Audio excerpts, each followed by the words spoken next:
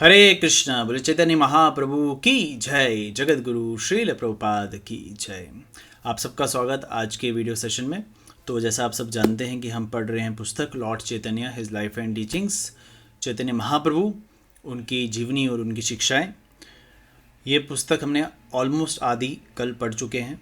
आज जो है उसके आगे का कंटिन्यू करेंगे और आज हम ये पूरा कवर करेंगे। तो जाहिर है हो सकता है सेशन थोड़ा सा लंबा हो जाए, तो but we need to cover it. Okay, तो प्रारंभ करते हैं आज की पुस्तक को। जहां हमने छोड़ा था उसके आगे ही आज पढ़ेंगे। आज हमने महाप्रभु की जगन्नाथपुरी की यात्रा के आगे कंटिन्यू करना है, लेकिन कंटिन्यू करने से पहले हम प्रणाम अर्पित करते हैं मंगलाचरण पढ़ के। ओम अज्ञानं तिरमन्दस्य ज्ञानञ्जनशलाकया चक्षुरुन्मिलितं येन तस्मै श्रीगुरुवे नमः। श्रीचैतन्यमनोभीष्टं स्थापितं येन भूतले स्वयं रूपकदा मह्यं ददाति सपदन्तं। वन्देऽहं श्रीगुरु श्रीयुतपदकमलं श्रीगुरुं वैष्णवं च श्रीरूपं सार्गजतं सहगण रघुनाथं तं सजीवं साधुवेतं सावधूतं परिजनसहितं कृष्णचैतन्यदेवं श्रीराधाकृष्णपदसहगणललिता श्रीविशाखान्वितं सच। हे कृष्ण करुणा सिंधु दीनबंधु जगतपते गोपीश गोपिका कांत राधा कांत नमस्तुते। तप्त कांचन गौरांगी राधे वृंदावनेश्वरी वृषभानुसुते देवी प्रणमामि हरिप्रिये।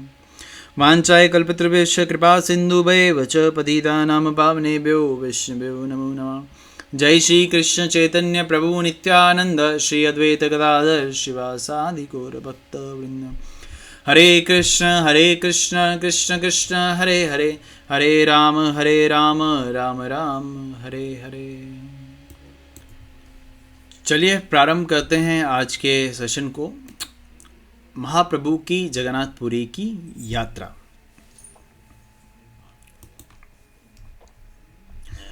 महाप्रभु ने पुरी जाते हुए मार्ग में अनेक महत्वपूर्ण स्थानों की मुलाकात ली। उन्होंने गोपीनाथ जी के मंदिर का दर्शन किया, जिन्होंने अपने भक्त श्रील माधवेंद्र पुरी के लिए खीर चुराई थी। तब से गोपीनाथ जी खीर चोर गोपीनाथ कहलाते हैं। महाप्रभु ने बड़े चाव से इस कथा का आस्वादन किया। चुराने की प्रवृत्ति परम चेतना तक में पाई जाती है, परंतु यह प्रवृत्ति भगवान द्वारा प्रदर्शित की गई थी, अतएव इसकी विपरीत प्रकृति समाप्त हो गई है। और इस परम विचार के आधार पर चैतन्य महाप्रभु द्वारा भी यही पूजनीय बन गई कि भगवान तथा उनकी ये चोर वृत्ति एक तथा अभिन्न है। कृष्णदास कविराज गोस्वामी ने चैतन्य महाप्रभु में गोपीनाथ जी की इस रोचक कथा का विस्तार से वर्णन किया। ओडिशा में बालासोर स्थित रेमुना के खीर चोर गोपीनाथ मंदिर में दर्शन करने के बाद महाप्रभु पुरी की ओर चल पड़े और रास्ते में उन्होंने साक्षी गोपाल मंदिर की मुलाकात की, जो दो ब्राह्मण भक्तों के परिवार झगड़ों के संबंध में साक्षी रूप में प्रकट हुए थे। उन्होंने साक्षी गोपाल की कथा बड़े ही चाव से सुनी, क्योंकि वह नास्तिकों को यह बताना चाहते थे कि महान आचार्यों द्वारा संस्तुत मंदिर के पूज्य अर्च विग्रह कोई कोरी मूर्तियां नहीं होती, जैसा कि कम बुद्धि वाले लोग आरोप लगाते हैं। मंदिर का विग्रह भगवान का अर्च अवतार होता है, अतः विग्रह सभी प्रकार से भगवान से अभिन्न होते हैं। वे अपने प्रति भक्तों के प्रेम के अनुसार ही प्रतिभाव दिखाते हैं। साक्षी गोपाल की कथा में दो भगवत भक्तों के बीच पारिवारिक अनबन हो गई थी, तो भगवान ने झगड़ा समाप्त करने तथा अपने सेवकों पर विशेष कृपा दिखाने के लिए वृंदावन से उड़ीसा स्थित विज्ञानगढ़ गांव तक अपने अर्च अवतार के रूप में यात्रा की। वहां से यही विग्रह कटक लाया गया। इसलिए आज भी हजारों तीर्थयात्री जगन्नाथपुरी जाते समय साक्षी गोपाल मंदिर के दर्शनार्थ आते हैं। महाप्रभु यहाँ रात्रि भर रुके और फिर उन्होंने पुरी के लिए प्रस्थान किया। रास्ते में नित्यानंद प्रभु ने उनका संन्यास दंड तोड़ डाला, अतः महाप्रभु उन पर ऊपरी तौर से कुपित हुए और अपने सारे संगियों को पीछे छोड़कर अकेले ही पुरी चल गए। हरे कृष्णा। नेक्स्ट टॉपिक, महाप्रभु द्वारा जगन्नाथ भगवान का दर्शन। पुरी में जब वह जगन्नाथ मंदिर में प्रविष्ट हुए तो वह दिव्य आनंद से अभिभूत होने के कारण मंदिर की फर्श पर अचेत होकर गिर पड़े। मंदिर के रक्षक महाप्रभु के दिव्य भाव को समझ ना पाए, लेकिन वहां पर सर्वभौम भट्टाचार्य नाम के एक महान पंडित उपस्थित थे और वह समझ गए कि जगन्नाथ मंदिर में प्रवेश करते ही उनका अचेत होना कोई सामान्य बात नहीं थी। सर्वभौम भट्टाचार्य उड़ीसा के राजा महाराज प्रतापरुद्र के बारे में नियुक्त मुख्य पंडित थे। वह श्री चैतन्य महाप्रभु की तरुण अवस्था की कांति से आकृष्ट हुए और समझ गए कि ऐसी दिव्य समाधि विरले ही प्रदर्शित होती है और केवल उच्च कोटि के भक्तों द्वारा प्राप्त की जाती है, जो पहले से भौतिक अस्तित्व की पूर्ण विस्मृति में दिव्य धरातल पर होते हैं। केवल मुक्त आत्मा ही ऐसा दिव्य भाव प्रदर्शित कर सकता है। सर्वभौम भट्टाचार्य महाविद्वान थे, अतः वे अपने परिचित दिव्य साहित्य के प्रकाश में इसे समझ गए। अतः उन्होंने मंदिर के रखवालों से कहा कि वह इस अज्ञात सन्यासी को कोई विघ्न ना पहुंचाए। उन्होंने महाप्रभु को अपने घर ले चलने के लिए कहा, जिससे मूर्छित अवस्था में आगे उनका निरीक्षण किया जा सके। महाप्रभु को तुरंत ही सर्वभौम भट्टाचार्य के घर ले जाया गया। उस समय सर्वभौम भट्टाचार्य सभा पंडित अर्थात राज्य की ओर से संस्कृत साहित्य के प्रमुख होने के कारण अत्यधिक सत्य संपन्न थे।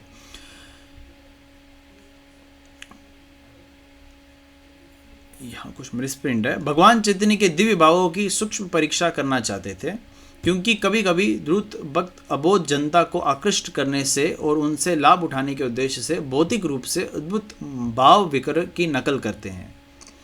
भट्टाचार्य जैसे विद्वान ऐसे द्रुतों का पता लगाते हैं और पता चल जाने पर उन्हें तुरंत ही अस्वीकृत कर देते हैं। Late me read that again. The Lord was at once carried at home of Sarvabhauma Bhattacharya, who at that time had sufficient power of authority due to his being the Sabha Pandit or the state dean of faculty in Sanskrit literature. The learned Pandit want to stringently test the transcendental feats of Lord Chaitanya, because often unscrupulous devotees imitate physical feats in order to flaunt transcendental achievement just to attract innocent people and take advantage of them. A learned scholar like Bhattacharya can detect such imposters and when he finds them out, he at once rejects them. Okay. Sarvabhauma Bhattacharya के घर चैतन्य महाप्रभु गए। आपने देखा कैसे वो जगन्नाथपुरी के मंदिर में मूर्छित हो गए। क्या है कहा जा रहा है, सर्वभौम भट्टाचार्य उस टाइम के सभा पंडित थे, तो इसलिए वो भी कहीं ना कहीं पे टेस्ट करना चाहते थे कि ये ट्रांसेंडेंटल जो उनमें एक लक्षण देखने को मिले, फीट्स देखने को मिले, तो क्या ये सही है या जो कुछ लोग ऐसा इसकी नकल करने का प्रयास करते हैं सिर्फ उसकी एक झलक है। तो उनके मन में ऐसा विचार आया। ओके, नेक्स्ट टॉपिक पे चलते हैं, जिसका नाम है भगवत प्रेम के भाववेश में महाप्रभु का अचेत होना। भट्टाचार्य ने भगवान चैतन्य महाप्रभु की परीक्षा शास्त्रों में बताए ये समस्त लक्षणों के आधार पर की। उन्होंने एक वैज्ञानिक की तरह परीक्षा की, मूर्ख भाववेश युक्त व्यक्ति की तरह नहीं। उन्होंने पेट की गति, हृदय की धड़कन तथा नथुनों के श्वास का निरीक्षण किया। उन्होंने महाप्रभु की नाड़ी भी देखी और ये पाया कि उनकी शारीरिक क्रियाएं पूर्णतया रुकी हुई हैं। जब उन्होंने नासिकों पर रुई का फवा रखा तो उन्होंने देखा कि श्वास कुछ चल रही है, क्योंकि रुई के नर्म रेशे थोड़े हिल रहे थे। इस तरह वह जान गए कि महाप्रभु की मूर्छा समाधि असली है, अतः वह उनका उपचार निर्धारित विधि से करने लगे। अतः उन्होंने उनका उपचार निर्धारित विधि से करने लगे। लेकिन महाप्रभु का उपचार केवल विशेष ढंग से ही किया जा सकता था। वह तो अपने भक्तों द्वारा भगवान नाम का उच्चारण करने पर ही होश में आ सकते थे, और ये विशिष्ट उपचार सर्वभौम भट्टाचार्य को ज्ञात न था, क्योंकि वह महाप्रभु को अभी जानते नहीं थे। जब सर्वभौम भट्टाचार्य ने उन्हें पहल मंदिर में देखा तो उन्होंने अनेक यात्रियों में से उन्हें भी एक यात्री ही समझ लिया था। बहुत ही सुंदर। सर्वभौम भट्टाचार्य के घर पर महाप्रभु, द लॉर्ड एट सर्वभौम भट्टाचार्य's हाउस।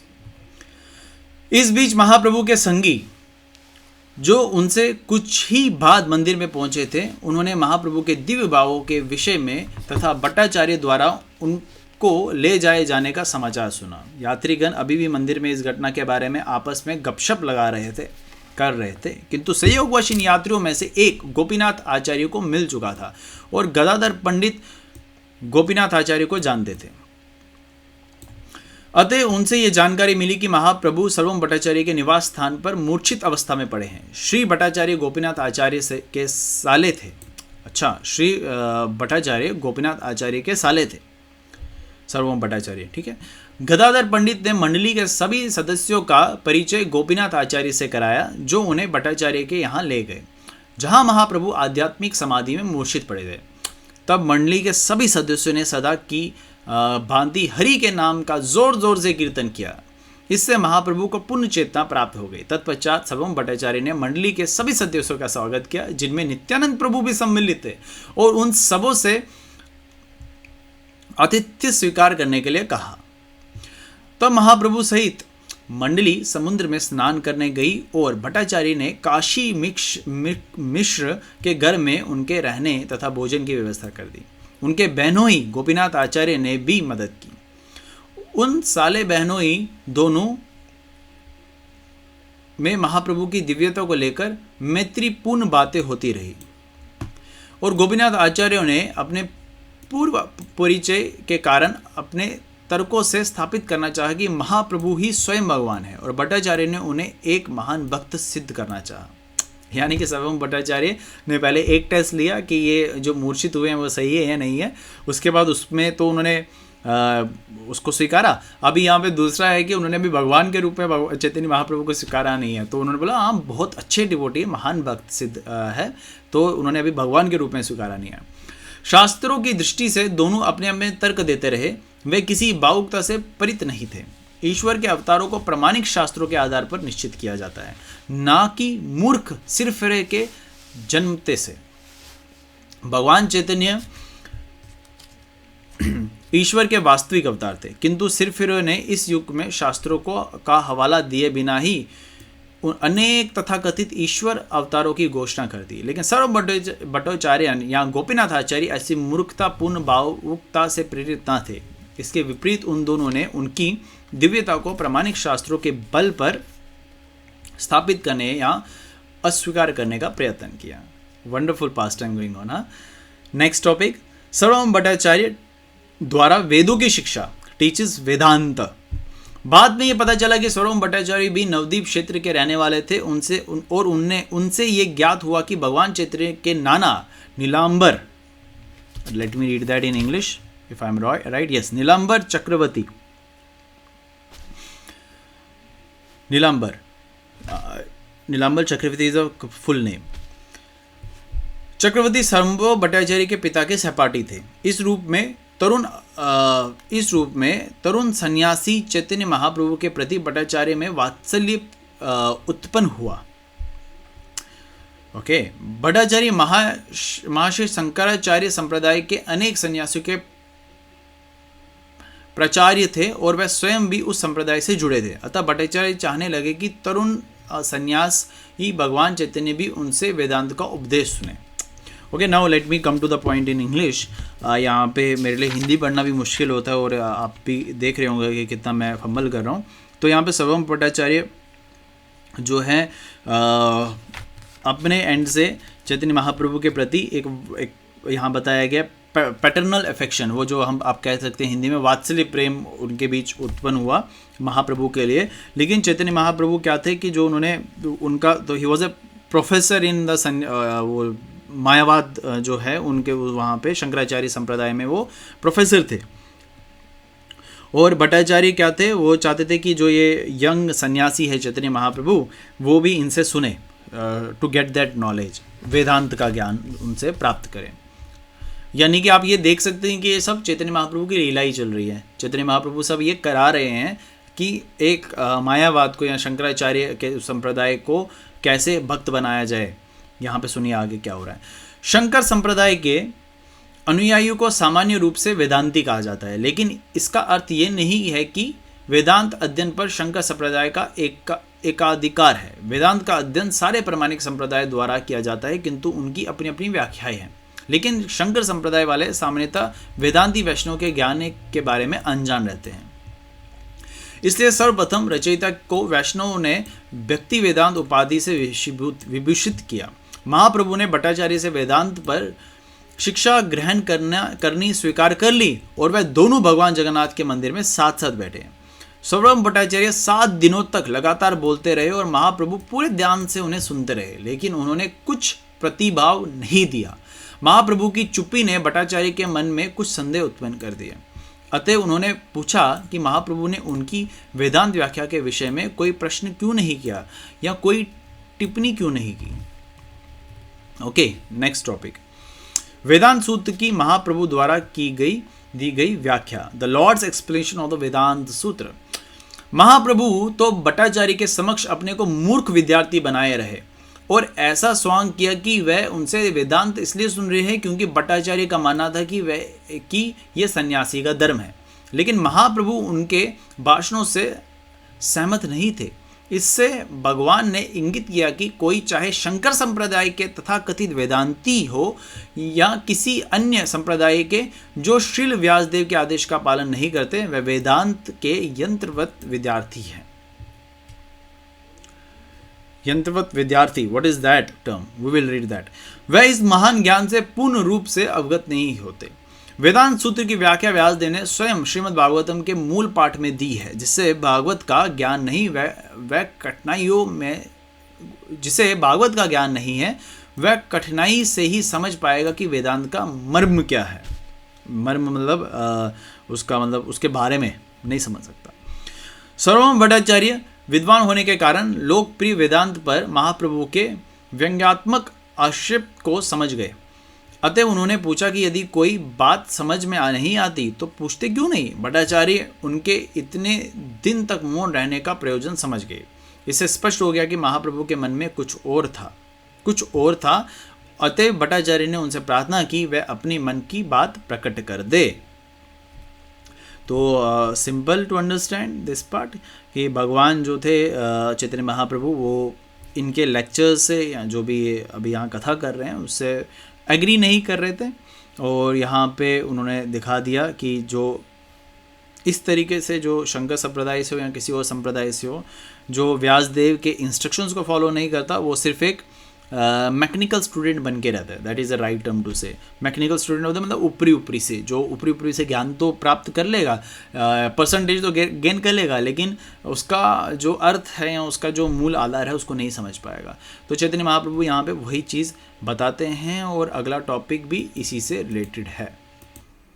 अगला टॉपिक इसका नाम है तथाकथित वेदानियों द्वारा वेदांत सूत्र का अप्रत्यक्ष अर्थघटन, indirect interpretation of the Vedant Sutra by so-called Vedantists। इस पर महाप्रभु इस प्रकार बोले, हे महाशय, मतलब ये किनको बोल रहे हैं? सर्वभौम भट्टाचार्य को। मैं वेदांत सूत्र के जन्मदि अस्य यथा शास्त्र योनित्वत तथा अथतो ब्रह्म जिज्ञासा जैसे सूत्रों के अर्थों को तो समझ सकता हूँ, लेकिन जब आपने इनकी व्याख्या अपने खुद के ढंग से करते हैं तो उन्हें समझ पाना मेरे लिए कठिन होता है। सूत्रों का प्रयोजन पहले से ही उन्हीं में वर्णित है, लेकिन आपकी व्याख्याएं उन्हें किसी और बात से प्रच्छन्न कर देती है। आप जानबूझकर सूत्रों का सीधा अर्थ ग्रहण ना करके अप्रत्यक्ष रूप से अपनी व्याख्या देते हैं। इस प्रकार महाप्रभु ने उन सारे वेदांतियों पर आक्रमण किया जो अपनी निजी स्वार्थ की पूर्ति के उद्देश्य से सीमित चिंतन शक्ति के अनुसार वेदांत सूत्रों की अपनी स्वयं की व्याख्या कलात्मक रूप से करते हैं। यहाँ पर वेदांत सूत्र जैसे प्रामाणिक साहित्यों की ऐसी अप्रत्यक्ष व्याख्याओं की महाप्रभु द्वारा भर्त्सना की गई है, कंडेम्ड की गई है। Actually this is very bold step by Lord. वो सब को और विशेषकर सर्वभौम भट्टाचार्य को भी जो हैं ये बोल रहे हैं कि दैट ये आप इंटरप्रेट कर रहे हो भगवान के संदेश को, सूत्रों को। डायरेक्ट मीनिंग बड़ा सरल है, आप उसको इतना इनडायरेक्टली जो है लोगों को बता रहे हो, जो सही नहीं है। शायद आपका कोई सेल्फ मोटिव हो सकता है। तो this is what we need to understand कि हमें भी प्रचार कार्य में यहाँ भक्ति में उसमें जीवन में बोल्ड रहना पड़ेगा। जब कोई गलत चीज़ बोल रहा है, गलत चीज़ कर रहा है, तो उसको बोल्डली क्रिटिसाइज़ भी करना पड़ेगा। ओके, लेकिन उसमें शब्दों का हम ज़रूर ध्यान दें। व्यासदेव की व्याख्या प्रामाणिक है। Vyasadeva explanation is authorised.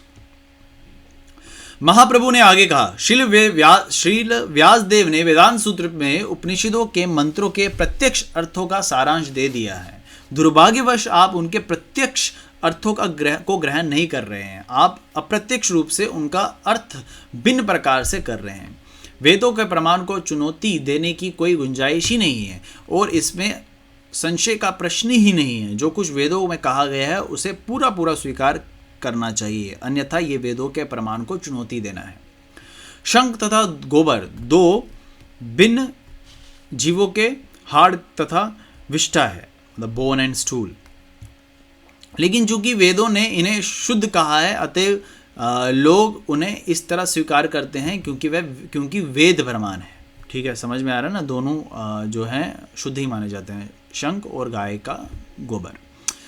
भाव ये है कि कोई भी व्यक्ति अपने अपूर्ण तर्कों को वेदों के ऊपर नहीं लाद सकता। वेदों के आदेश को यथारूप में किसी लौकिक तर्क के बिना मानना चाहिए। वैदिक आदेशों के तथाकथित अनुयायी वैदिक आदेशों की अपनी खुद के ढंग से व्याख्या करते हैं और इस तरह वैदिक धर्म के विभिन्न पक्ष तथा पंथ स्थापित करते चलते हैं। भगवान बुद्ध ने प्रत्यक्ष रूप से वेदों के प्रमाण को अस्वीकार किया और उन्होंने अपना निजी धर्म स्थापित किया। इसलिए वेदों के दृढ़ अनुयायियों को बौद्ध धर्म स्वीकार्य नहीं हुआ।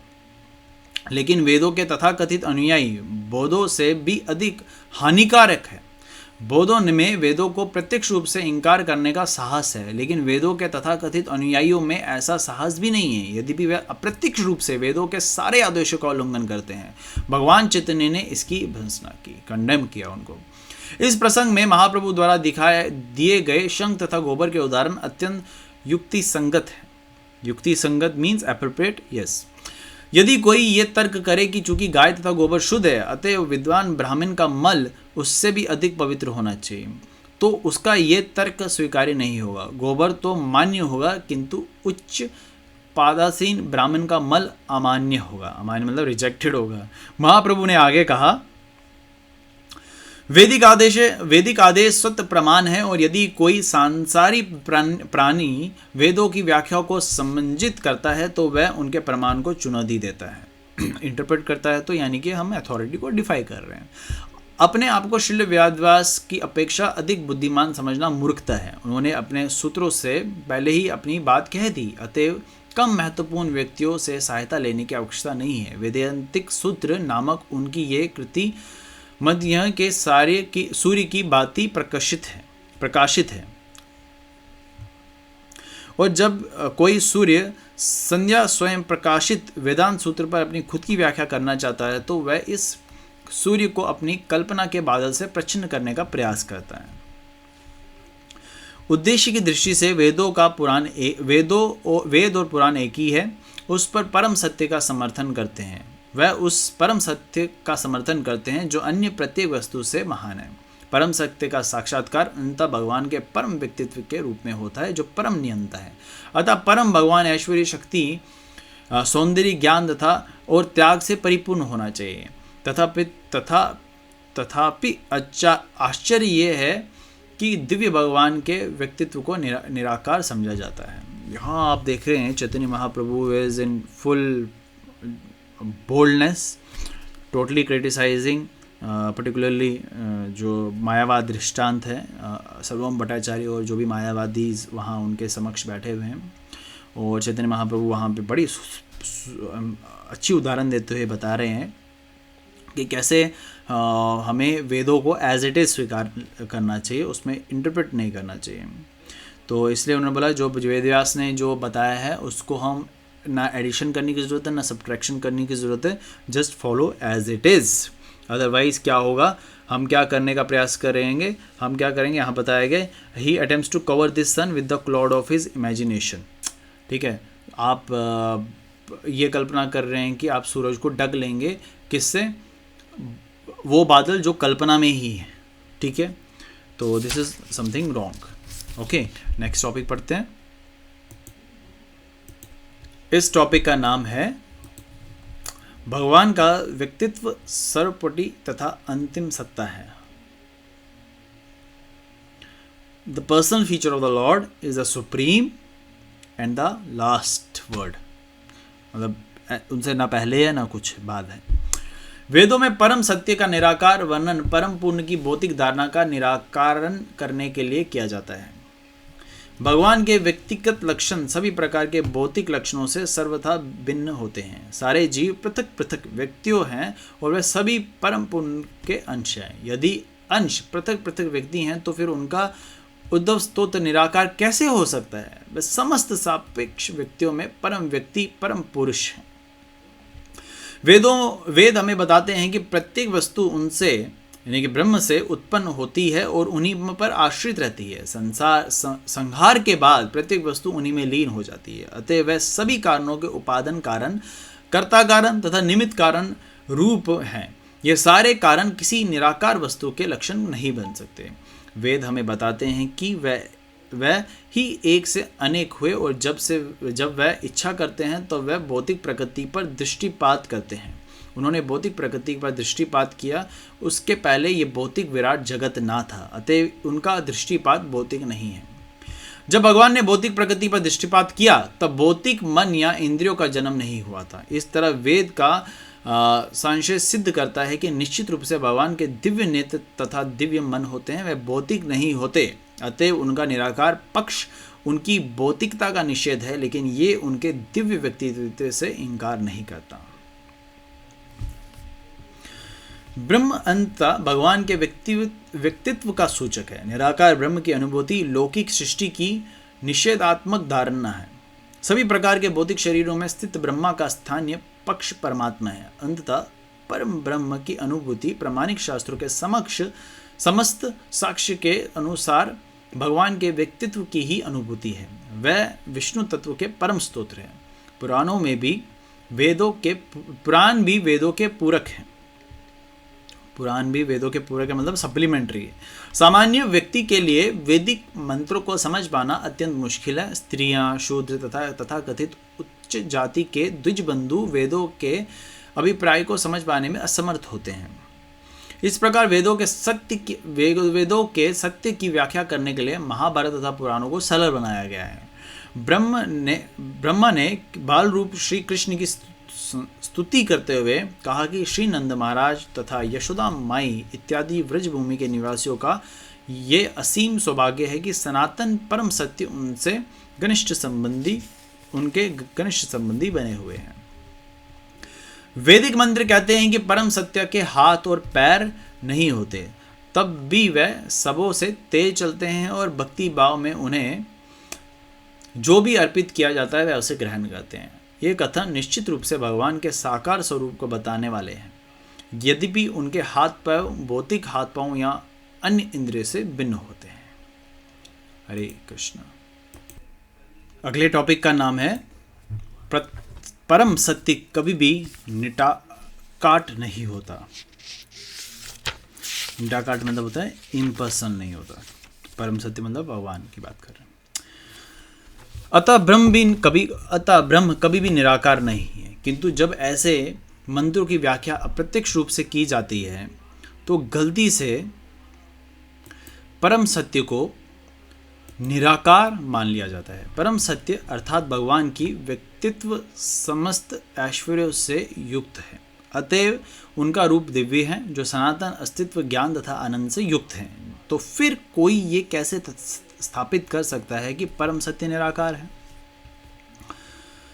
ऐश्वर्य से पूर्ण होने के कारण ब्रह्म को अनेक शक्तियां वाला माना जाता है और विष्णु पुराण 6:760 के प्रमाण के अनुसार ये शक्तियां 3 प्रकार की हैं, क्योंकि उसमें उल्लेख है कि भगवान विष्णु की दिव्य शक्तियां मूल रूप से 3 हैं। उनकी आध्यात्मिक शक्ति तथा जीवों की शक्ति को उच्चतर पराशक्ति कहा जाता है, जबकि बौद्धिक शरीर निष्कृष्ट यानी कि अपराशक्ति है जो अज्ञान से अंकुरित होती है। जीवों की शक्ति के क्षेत्रज्ञ शक्ति कहते हैं, क्षेत्रज्ञ शक्ति कहते हैं। यद्यपि क्षेत्रज्ञ शक्ति गुण में भगवान के तुल्य है, लेकिन अज्ञान के कारण भौतिक शरीर से परास्त हो जाती है, परास्त हो जाती है और इस प्रकार समस्त प्रकार के भौतिक कष्टों से ग्रस्त रहती है। दूसरे शब्दों में सारे जीव उच्चतर आध्यात्मिक तथा निकृष्ट भौतिक शक्तियों के मध्य तटस्थ शक्ति के रूप में स्थित रहते हैं और जीव जिस अनुपात में भौतिक या आध्यात्मिक इन दोनों शक्तियों के संपर्क में आता है उसी के अनुसार वह उच्चतर तथा निम्नतर स्तरों पर अवस्थित होते हैं। ओके, जैसा कि ऊपर बताया गया है कि भगवान अपरा तथा तटस्थ शक्ति से परे हैं और उनकी आध्यात्मिक शक्ति तथा उनकी आध्यात्मिक शक्ति तीन भिन्न चरणों में प्रकट होती है: शाश्वत अस्तित्व, शाश्वत आनंद तथा शाश्वत ज्ञान। जहाँ तक शाश्वत अस्तित्व का संबंध है वह संज्ञी शक्ति द्वारा संचालित होती है। इसी प्रकार से आनंद तथा ज्ञान क्रमश हलादनी तथा संविद शक्तियों में से संचालित होती है। परम शक्ति भगवान के रूप में वह परा तटस्था तथा अपरा शक्ति के परम नियंता है और ये विभिन्न शक्तियों शाश्वत और ये विभिन्न शक्तियाँ शाश्वत भक्तिमय सेवा में भगवान से संबंधित होती हैं। इस प्रकार पूर्ण पुरुषोत्तम भगवान अपने दिव्य शाश्वत रूप में आनंद भोग करते हैं। तो क्या ये आश्चर्य की बात नहीं कि कोई परमेश्वर को निशक्तिमान कहने को साहस करता है। भगवान समस्त शक्तियों के नियंता है और सारे जीव इनमें से एक शक्ति के अंश हैं। अतः भगवान तथा जीव में जमीन आसमान का अंतर है। कोई ये कैसे कह सकता है कि भगवान तथा जीव एक ही है। भगवद गीता में भी जीवों को भगवान की उच्चतर शक्ति से संबंधित बताया गया है। शक्ति या शक्तिमान के मध्य घनिष्ठ सह संबंध के अनुसार वह भी दोनों अभिन्न है। अतः भगवान तथा जीव शक्ति तथा शक्तिमान के रूप में अभिन्न है। पृथ्वी, जल, अग्नि, वायु, आकाश, मन, बुद्धि तथा अहंकार ये सभी भगवान की निकृष्ट अपरा शक्ति हैं, लेकिन जीव उच्चतर महान होने के कारण इन सबों के से भिन्न है। यह भगवद गीता 7.4 का कथन है।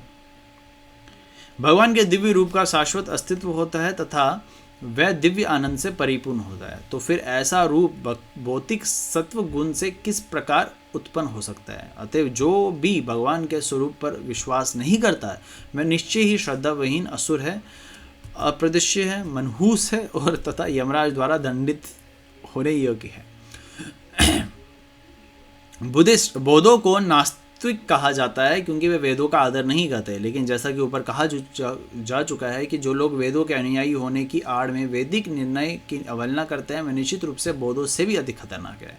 श्रील व्यासदेव जी ने कृपा करके अपने वेदांत सूत्र में वैदिक ज्ञान संकलित किया, लेकिन यदि कोई मायावाद संप्रदाय जैसे कि शंकर संप्रदाय द्वारा निरूपित की व्याख्या सुने तो निश्चित रूप से वह आत्म साक्षात्कार के पथ से भटक जाएगा। सृष्टि उत्पत्ति का सिद्धांत वेदांत सूत्र का प्रारंभिक विषय है। समस्त विराट जगत परमेश्वर से उनकी विभिन्न अचिंत्य शक्तियों के द्वारा उद्भूत है। पारस के पत्थर का उदाहरण सृष्टि की उत्पत्ति के सिद्धांत पर लागू होता है। पारस पत्थर लोहे की कितनी भी मात्रा को सोने में बदल सकता है, लेकिन फिर भी वह पारस पत्थर वैसा ही बना रहता है। इसी प्रकार परमेश्वर अपनी अचिंत्य शक्ति के द्वारा सारे दृश्य जगतों को उत्पन्न कर सकते हैं, तो भी वह पूर्ण और तथा अपवित्रित बने रहते हैं। भगवान पूर्ण है और यद्यपि उनके अनेक रूप पूर्ण उद्भूत होते हैं फिर भी वह पूर्ण बने रहते हैं। मायावाद संप्रदाय के माया के मिथ्यवाद के सिद्धांत की वकालत इस आधार पर की जाती है कि सृष्टि उत्पत्ति का सिद्धांत परम सत्य में विकार का कारण बनेगा। यदि ऐसा है तो व्यासदेव झूठे।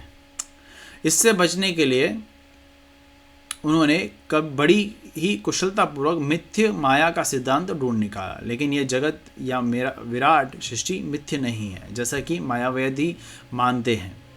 केवल इसका स्थायी अस्तित्व नहीं होता। कोई स्थायी वस्तु नीरी मथ्य नहीं कहला सकती है, लेकिन यह धारणा कि भौतिक शरीर आत्मा है निश्चित ही असत्य है। वेदों में प्रणव ओम अथवा ओमकार मूल मंत्र है। ये दिव्य ध्वनि भगवान के स्वरूप के समान ही है।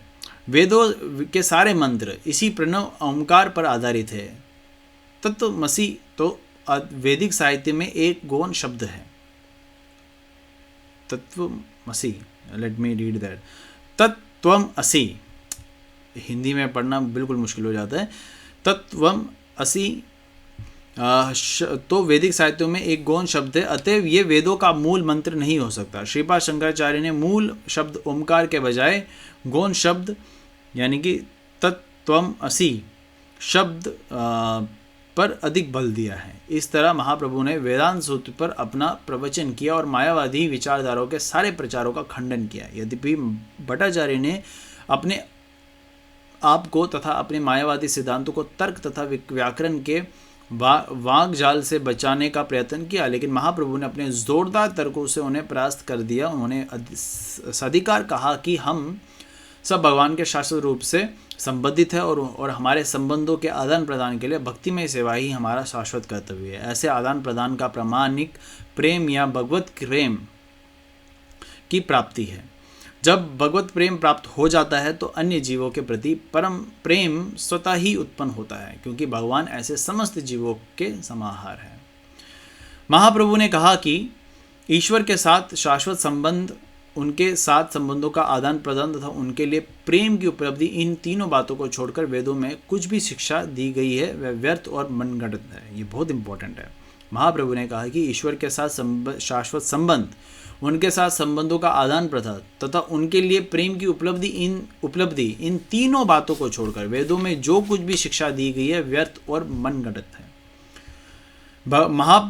भगवान ने आगे भी कहा कि श्रीपाद शंकराचार्य द्वारा पढ़ाया गया मायावाद दर्शन वेदों की काल्पनिक व्याख्या है, लेकिन उन्हें शंकराचार्य को इसकी शिक्षा देनी ही थी, क्योंकि उन्होंने ऐसा करने का भगवान का आदेश था। पद्म पुराण में भी कहा गया है कि भगवान ने शिवजी को आदेश दिया कि वह मनुष्य जाति को उनसे श्री भगवान से पथभ्रष्ट करे। भगवान को अपने आप को इस प्रकार प्रसन्न करना था क्योंकि लोग अधिक का अधिक संतान उत्पन्न करने के लिए प्रेरित हो। शिवजी ने देवी से कहा कि कलयुग में मैं ब्राह्मण के वेश में मायावाद दर्शन का उपदेश करूंगा, जो प्रच्छन्न बोधवाद ही है। प्रच्छन्न बोधवाद ही मतलब बुद्धिज़्म की तरह ही है, एक क्लाउडेड बुद्धिज़्म है, इसलिए उसको चैतन्य महाप्रभु ने स्वीकारा नहीं है। चैतन्य महाप्रभु ने इसको रिजेक्ट किया है। और चैतन्य महाप्रभु ने यहाँ पे शक्तियों के बारे में बताया भगवान की, और बताया कि हम अचिंत्य, असल में इसको पढ़े तो समझे तो ये अचिंत्य भेदाभेद तत्व के बारे में बताया जा रहा है कि भगवान के हम समान भी नहीं हैं और भगवान से हम अलग भी नहीं हैं। समान समझने का प्रयास न करें, वो बहुत घातक हो सकता है। अगर हम भगवान को अपने लेवल के समझे तो ये एक नाम अपराध हो जाएगा, भगवान के प्रति अपराध हो जाएगा। लेकिन अगर हम भगवान के साथ रिलेट करके अपने आप को समझे कि हम भगवान के अंश है, वो गलत नहीं है। We all are part and parcel of Lord. Every single thing is a part and parcel of Lord, because वो कृष्ण ही सबके स्तोत्र हैं। तो यहाँ पे वही चीज़ बताई गई है। और यहाँ पे कहीं ना कहीं पे सर्वम भट्टाचार्य और जो भी मायावाद का जो वहाँ पे प्रोपेगेंडा फॉलो कर रहे थे, पहले तो उन्होंने बहुत प्रयास किया डिफेंड करने का खुद को, बट अल्टीमेटली कहीं ना कहीं पे उनको स्वीकारना ही पड़ा कि वह भी इसको स्वीकार करते हैं। ओके, भगवान ने उनको डिफीट कर दिया। हरे कृष्णा। अगला टॉपिक, इसका नाम है भक्तिमय सेवा ही सर्वोच्च गोल है, लक्ष्य है। भगवान श्री चैतन्य महाप्रभु ने के इन प्रवचनों को सुनकर सर्वम भट्टाचार्य आश्चर्यचकित हुए और स्तंभ रह गए, और उन्होंने मौन रहकर उनको देखते रहे। तब महाप्रभु ने उन्हें आश्वासन दिया कि इसमें आश्चर्य करने की कोई बात नहीं है। मैं कहता हूँ कि भगवान की भक्तिमय सेवा करना ही मानव जीवन का सर्वोच्च उद्देश्य है, ध्येय है। तब उन्होंने भागवत का एक श्लोक उद्धृत किया और उन्हें आश्वस्त किया कि आत्मा तथा आत्म साक्षात्कार में लीन रहने वाले मुक्तात्मा की भी भगवान हरि की भक्ति करते हैं, क्योंकि भगवान में इतने दिव्य गुण है कि वे मुक्त आत्मा का भी हृदय आकृष्ट करने वाले हैं। तत्सर्वम भट्टाचार्य ने भागवत के आत्मराम श्लोक यानी कि श्रीमद् भागवतम के पहले स्कंद 7वें अध्याय के 10वें श्लोक की व्याख्या सुनना चाहिए। महाप्रभु ने भट्टाचार्य से कहा कि पहले वह इसकी व्याख्या करें, बाद में वह उसकी व्याख्या करेंगे। तब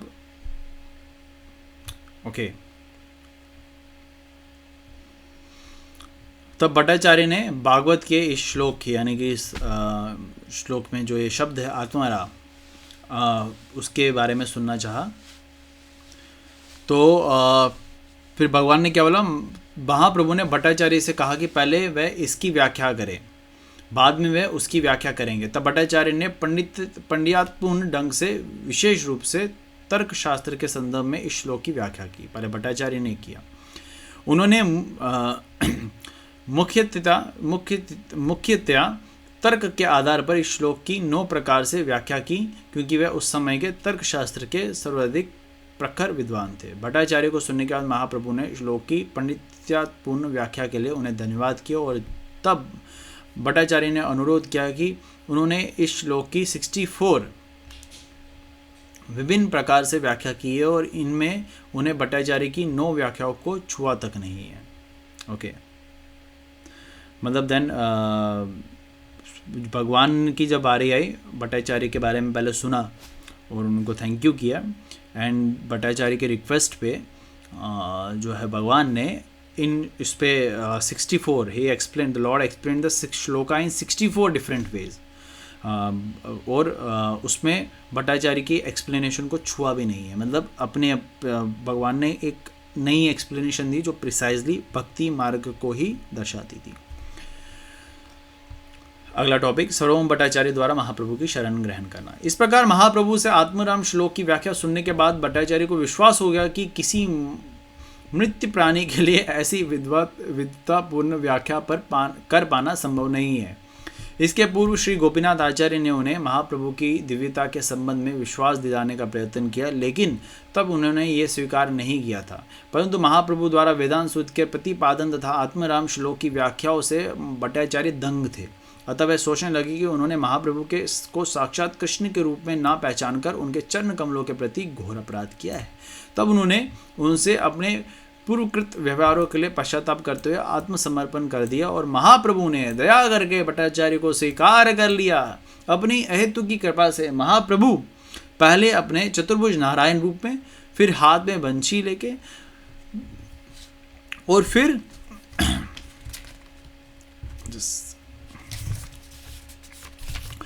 फिर कृष्ण रूप में प्रकट हुए, 2-हैंडेड लॉर्ड कृष्ण रूप में प्रकट हुए। हरि हरि बोल। नेक्स्ट टॉपिक, इसका नाम है स्वयं भट्टाचार्य द्वारा महाप्रभु की स्तुति। सर्वम Bhattacharya glorifies the Lord. Bhattacharya तुरंत ही भगवान के चरण कमलों पर गिर पड़े और उन्हीं की कृपा से उनकी प्रशंसा में कई उपयुक्त श्लोकों की रचना की। उन्होंने भगवान की प्रशंसा में लगभग 100 श्लोकों की रचना की। तब भगवान ने उन्हें हृदय से लगाया और दिव्य आनंद के कारण भट्टाचार्य अपने भौतिक जीवन की सुधिबुद्ध खो बैठ चुके। अश्रु, कमप, हृदय कंपन, स्वेद, रोमांच, नृत्य, गायन, कृदन तथा समाधि के ये 8 लक्षण भट्टाचार्य के शरीर में प्रकट हुए। श्री गोपीनाथ आचार्य अत्यंत प्रसन्न हुए और भगवत कृपा से अपने साले को इस तरह अद्भुत ढंग से बदलते हुए देखकर विस्मित हो गए। भगवान की प्रशंसा में भट्टाचार्य द्वारा रचित 100 उत्तम श्लोकों में से निम्नलिखित 2 श्लोक सर्वाधिक महत्वपूर्ण हैं और उन्हीं में भगवान के जीवन कार्य का सार भी है। ये 2 श्लोक क्या हैं?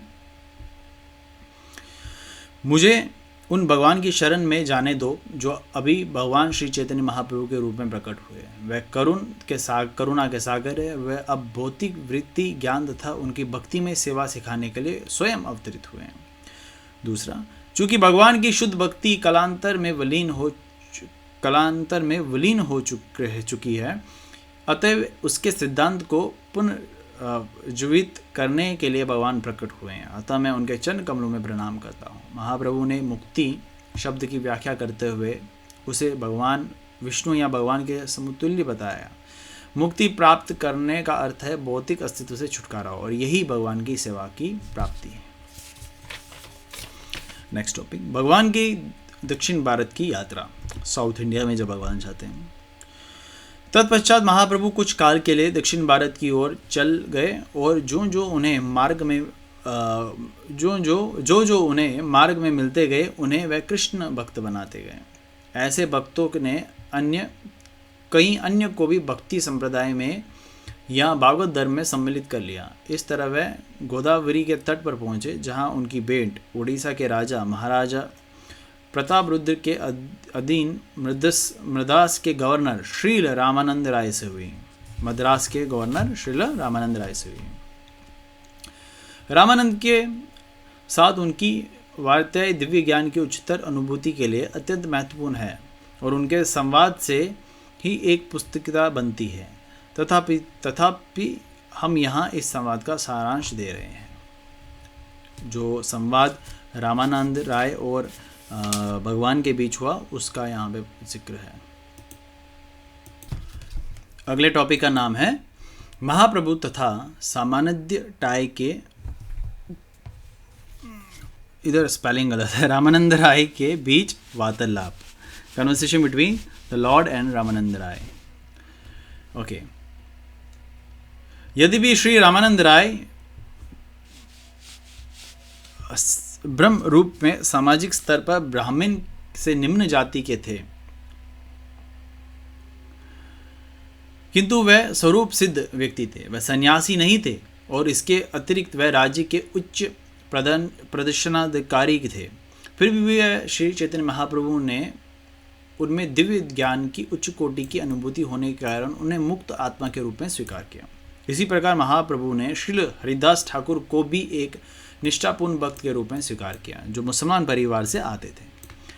इसके अतिरिक्त महाप्रभु ने के अन्य अनेक महान भक्त हुए, जो विभिन्न संप्रदाय तथा जातियों से थे। महाप्रभु की एकमात्र कसौटी होती थी किसी व्यक्ति विशेष की भक्तिमय सेवा का स्तर। वह मनुष्य की बाह्य वेशभूषा की परवाह बिल्कुल नहीं करते थे। उन्हें तो केवल आंतरिक आत्मा तथा उनसे कार्यकलापों से सरोकार रहता था। अतः भगवान के सारे धर्म प्रचार संबंधी कार्यकलापों को आध्यात्मिक स्तर पर समझना होगा। इसी तरह श्री चैतन्य महाप्रभु ने संप्रदाय या भागवत धर्म संप्रदाय को सांसारिक कार्य, समाज विज्ञान, राजनीति, आर्थिक विकास या जीवन के अन्य किसी क्षेत्र से कुछ भी लेना देना नहीं है। श्रीमद् भागवतम विशुद्ध रूप से आत्मा का दिव्य प्रेरणा है। जब वह गोदावरी के तट पर श्री रामानंद राय से मिले तो महाप्रभु ने हिंदुओं के द्वारा अपनाए जाने वाले वर्ण आश्रम धर्म की चर्चा की। श्री रामानंद राय ने कहा कि वर्ण आश्रम धर्म अर्थात 4 जातियां तथा 4 आश्रम के नियमों का पालन करने से हर व्यक्ति दिव्य की अनुभूति कर सकता है। लेकिन महाप्रभु के मत से वर्ण आश्रम धर्म की प्रणाली ऊपरी और छिछोरी है, और सर्वोच्च आध्यात्मिक अनुभूति से इसका बहुत कम संबंध है। जीवन की सर्वोच्च सिद्धि भौतिक आसक्ति से विरक्त होना और तदनुरूप भगवान की दिव्य प्रेमा भक्ति की अनुभूति करना है। जो जीव इस मार्ग पर आगे बढ़ता है उसे भगवान पहचान लेते हैं। अतः भक्तिमय सेवा ही समस्त ज्ञान के अनुशीलन की प्रकाष्ठा है। जब पूर्ण पुरुषोत्तम भगवान श्री कृष्ण समस्त पतित आत्माओं के उद्धार के लिए प्रकट हुए थे, तब उन्होंने सारे जीवों के उद्धार के लिए निम्नलिखित उपदेश दिया था।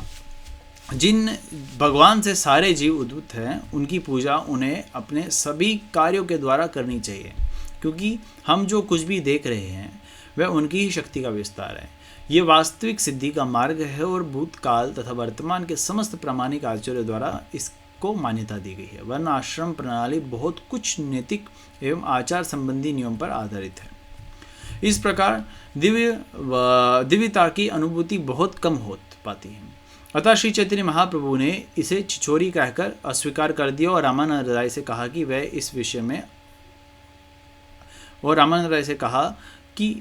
इस विषय में आगे गए। सर्वोच्च पूर्णता की ओर ले जाने वाले सोपान मतलब stages leading to the highest perfection. तब श्री रामानंद राय ने सकाम कर्मों को भगवान को अर्पित करने का सुझाव रखा। इस प्रसंग में भगवद गीता के 9वें अध्याय के 27वें श्लोक का उपदेश दिया। तुम जो कुछ करो, जो कुछ खाओ, जो कुछ दान करो और जो भी तपस्या करो वह केवल मुझे ही अर्पित करो। कर्मयोगी द्वारा यह समर्पण बताता है कि भगवान वर्ण आश्रम प्रणाली की निराकार धारणा से ही एक सीढ़ी ऊपर है, लेकिन तो भी इस प्रकार जीव तथा भगवान का संबंध स्पष्ट नहीं हो पाता। अतः महाप्रभु ने इस प्रस्ताव को भी अमान्य कर दिया और रामानंद राय से आगे बोलने को कहा।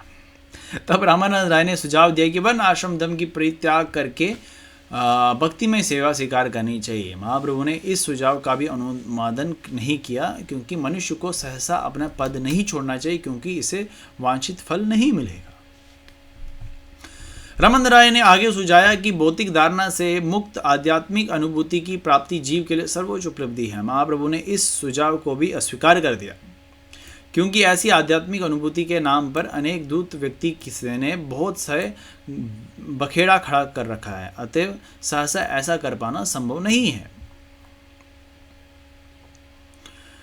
तब राय ने कहा कि स्वरूप सिद्ध व्यक्ति की निष्ठावान संगति तथा भगवान की लीलाओं के दिव्य संदेश का विनीत भाव से श्रवण करना श्रेष्ठ होगा। महाप्रभु ने इस सुझाव का स्वागत किया। यह सुझाव ब्रह्मा जी के पद चिन्हों का अनुसरण करते हुए रखा गया था, क्योंकि ब्रह्मा जी ने कहा है कि भगवान अजीत कहलाए जाते हैं, अर्थात वह जो ना तो किसी के द्वारा जीते जा सकते हैं और ना उन तक किसी की पहुंच हो सकती है, लेकिन ऐसे अजीत को भी एक अत्यंत सरल तथा सुगम विधि से जीत बन सकते हैं। सरल विधि यह है कि मनुष्य अपने आप को भगवान कहने की उद्युक्त प्रवृत्ति त्याग दे।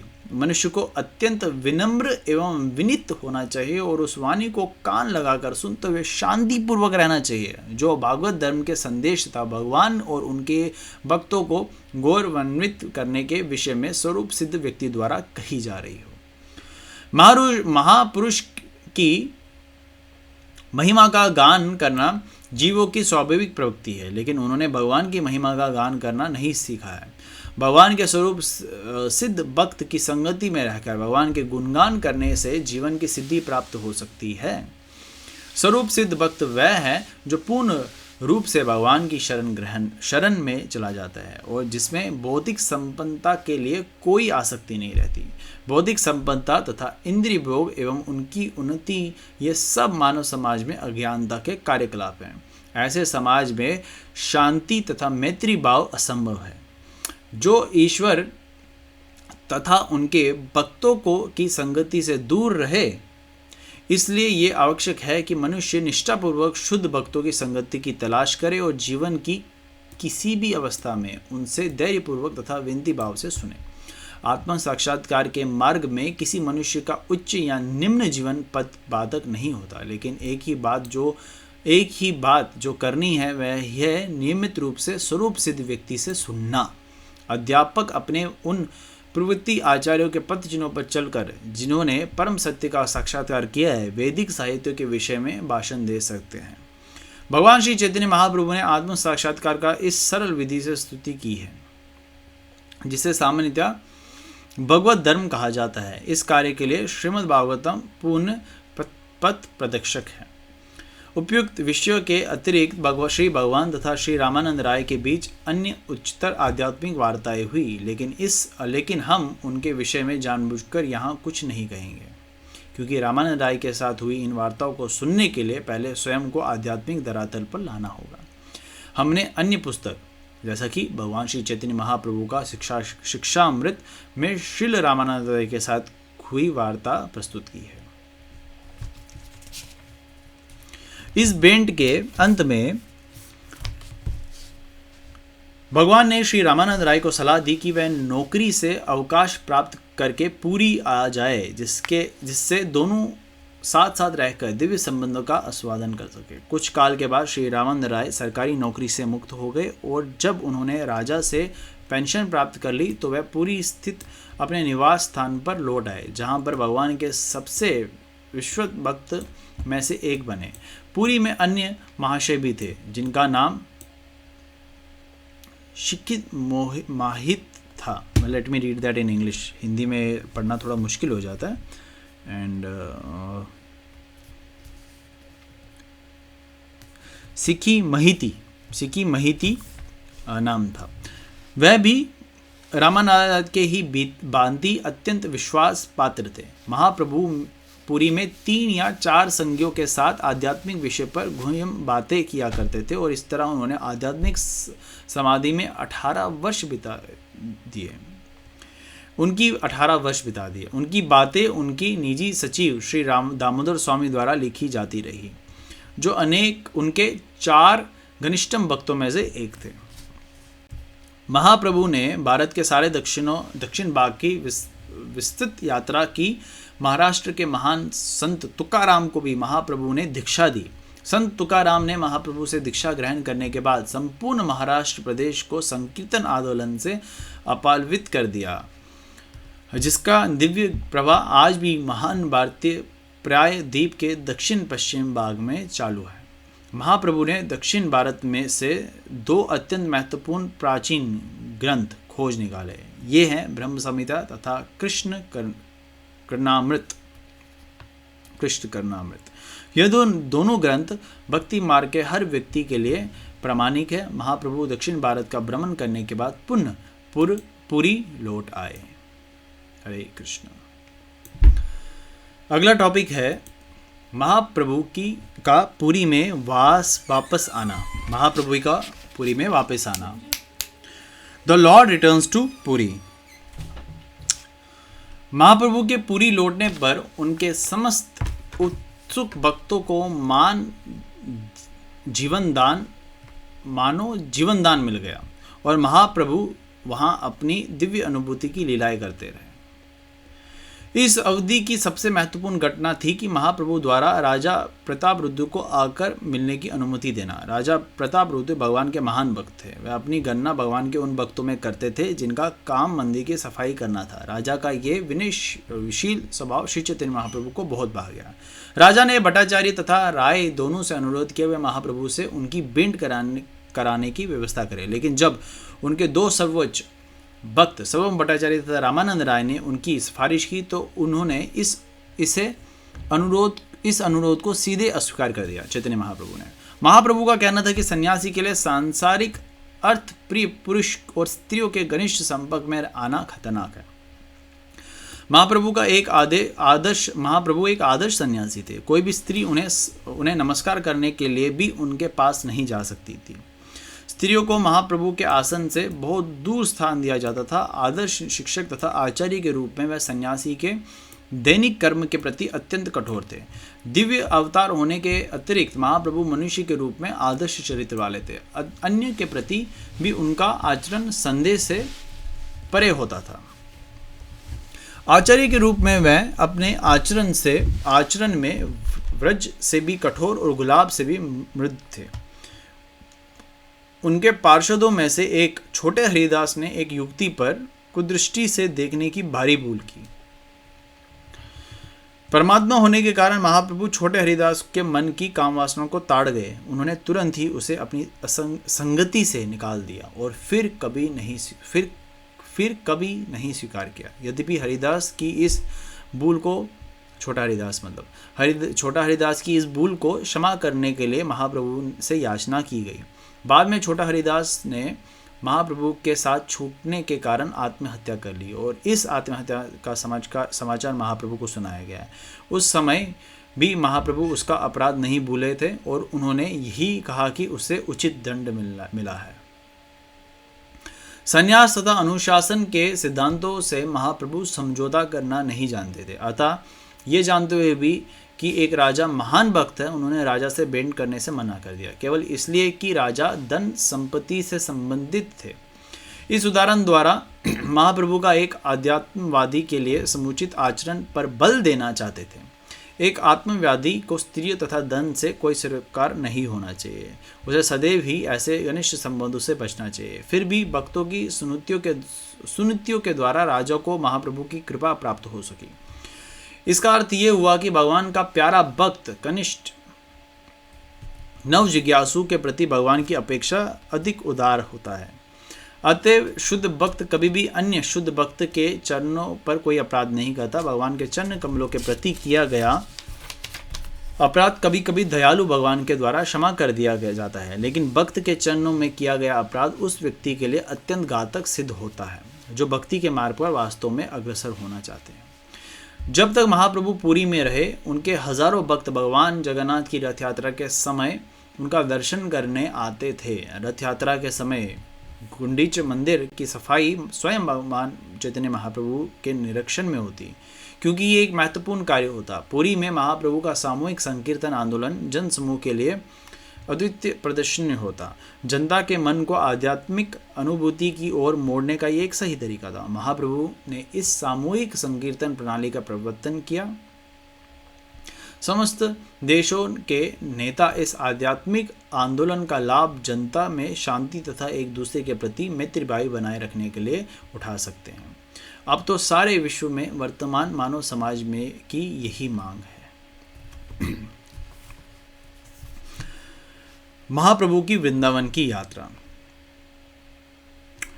कुछ काल के पश्चात महाप्रभु उत्तर भारत की यात्रा पर चल पड़े और उन्होंने वृंदावन तथा निकटवर्ती स्थानों को देखने का निश्चय किया। जब वह झारखंड के जंगल से होकर गुजरे तो सारी जंगली पशु उनके संकीर्तन आंदोलन में सम्मिलित हो गए। सारी जंगली बाघ, हाथी, भालू, हिरन महाप्रभु के साथ हो लेते और महाप्रभु उनके साथ संकीर्तन करते। इससे उन्होंने सिद्ध कर दिया कि संकीर्तन आंदोलन के प्रचार में भगवान नाम के महिमा गान तथा सामूहिक कीर्तन से जंगली पशु तक शांति और मैत्री से रह सकते हैं। तो मनुष्य के विषय में कहना ही क्या, क्योंकि वह सभ्य है। विश्व का कोई भी मनुष्य संकीर्तन आंदोलन में सम्मिलित होने से इनकार नहीं करेगा। ना ही महाप्रभु का संकीर्तन आंदोलन किसी जाति, नस्ल, रंग या योनि तक सीमित है। यह उनके महान उद्देश्य का प्रत्यक्ष साक्ष्य है कि उन्होंने अपने इस महान आंदोलन में जंगली पशुओं तक वह भाग लेने दिया। वृंदावन से लौटते हुए वह पहले प्रयाग आए, जहां वह रूप गोस्वामी से मिले, जिनके साथ उनका छोटा भाई अनुपम भी था। फिर वह बनारस पहुंचे। वह 2 मास तक वृंदावन से लौटते हुए पहले वह प्रयाग आए, जहां वह रूप गोस्वामी से मिले, जिनके साथ उनका छोटा भाई अनुपम भी था। फिर वह बनारस पहुंचे। वह 2 मास तक श्री सनातन गोस्वामी को दिव्य विज्ञान की शिक्षा देते रहे। सनातन गोस्वामी को दी गई शिक्षा अपने आप में लंबी कहानी थी, अतः उसका पूरा वर्णन यहाँ संभव नहीं है। उसकी मुख्य बातें नीचे दी जा रही है। Next topic. जो भक्त को लेट हो चुका है, लगभग 9 बज चुके हैं, तो इसलिए अगर जो भक्त को लेट हो चुका है वो अभी पॉज करके इसको कल भी कंटिन्यू कर सकते हैं, क्योंकि ये वीडियो रहेगी सेव, आप सबके लिए ही रहेगी। तो इसको आगे कंटिन्यू कर दीजिएगा, 1 घंटे के बाद उसको आप कल कंटिन्यू करेंगे, बिकॉज अभी ये ऑलमोस्ट 20 मुझे लगता है 20 मिनट तक तो चलनी चाहिए, क्योंकि अभी हमारे पास 5-6 पेजेस हैं कुल मिला के। तो इट्स बेटर, अगर आपको लेट हो चुका है, वीडियो कहीं नहीं जा रही, आप अपने कार्य को भी आप अभी कंटिन्यू कर सकते हो। ठीक है, हरे कृष्ण। अगला टॉपिक है भगवान की बनारस की यात्रा। सनातन गोस्वामी, जो पहले साकार मलिक नाम से जाने जाते थे, सनातन गोस्वामी जो पहले साकार मलिक नाम से जाने जाते थे, नवाब हुसैन शाह के शासनकाल में बंगाल सरकार के मंत्री पद पर थे।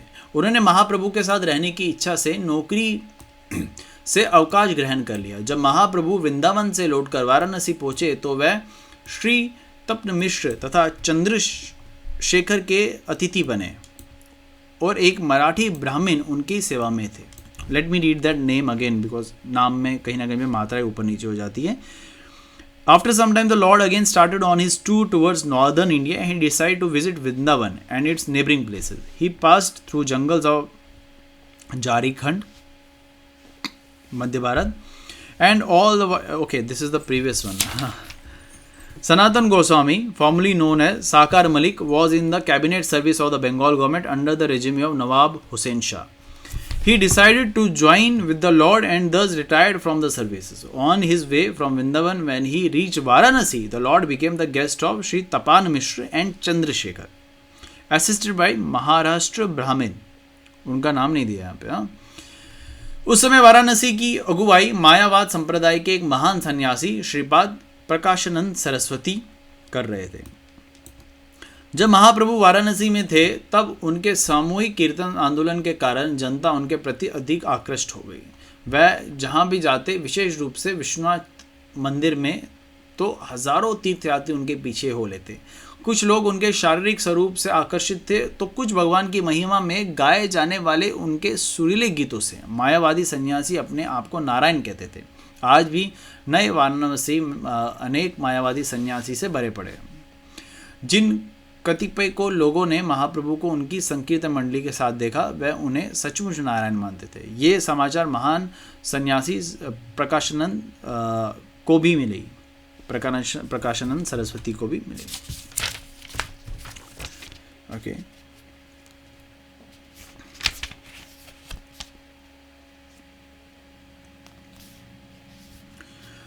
भारतवर्ष में मायावाद तथा भागवत संप्रदाय में सदा में एक प्रकार की आध्यात्मिक होड़ लगी रहती है। होड़ मतलब एक राइवलरी जिसको कहते हैं। अतः जब महाप्रभु का समाचार प्रकाशानंद को मिला तो वह जान गए कि महाप्रभु वैष्णव सन्यासी है। अतः जो लोग इस समाचार को लाए थे उनके समक्ष उन्होंने महाप्रभु को कुछ महत्व नहीं दिया।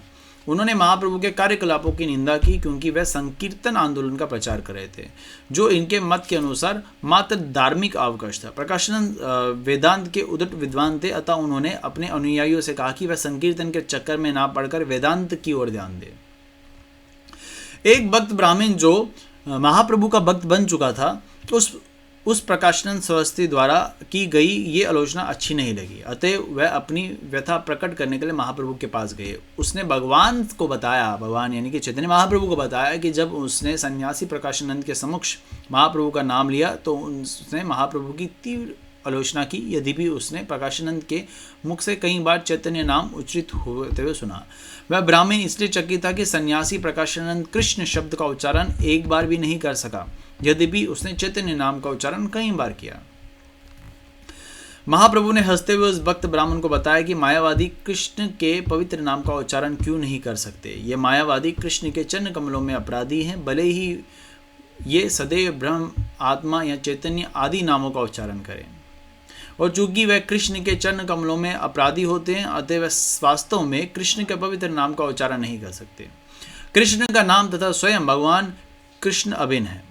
परम लोक में परम सत्य के नाम, रूप तथा व्यक्तित्व में कोई अंतर नहीं होता, क्योंकि परम लोक में हर वस्तु दिव्य आनंदमय होती है। भगवान श्री कृष्ण के लिए उनके शरीर तथा आत्मा में कोई अंतर नहीं होता। इस प्रकार वह उस जीव से भिन्न है जो अपने ब्रह्म शरीर से, ब्राह्म शरीर से सदा अभिन्न होता है।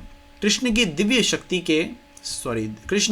स्थिति के कारण सामान्य व्यक्ति के लिए भगवान श्री कृष्ण, उनके पवित्र नाम तथा यश इत्यादि को वास्तविक रूप में जानना बहुत कठिन है। उनके नाम, यश, रूप, लीला ये सभी एक ही दिव्य स्वरूप है और इन्हें भौतिक इंद्रियों के व्यायाम द्वारा नहीं जाना जा सकता। भगवान की लीलाओं का दिव्य संबंध ब्रह्म की अनुभूति या परमेश्वर से तदाकार होने की अनुभूति से भी अधिक आनंद का स्तोत्र वह है। यदि ऐसा ना होता तो जो पहले से ब्रह्म के दिव्य आनंद में स्थित बने हैं, वे भगवान की लीलाओं के दिव्य आनंद के द्वारा आकृष्ट ना हुए होते। हरे कृष्ण। अगला टॉपिक, महाप्रभु की प्रकाशानंद सरस्वती से भेंट, मीटिंग विद प्रकाशानंद सरस्वती। इसके बाद महाप्रभु के भक्तों ने एक बहुत ही बड़ी सभा आयोजन किया, जिसमें सभी सन्यासियों को आमंत्रित किया गया और महाप्रभु तथा प्रकाशानंद सरस्वती भी इसमें सम्मिलित थे।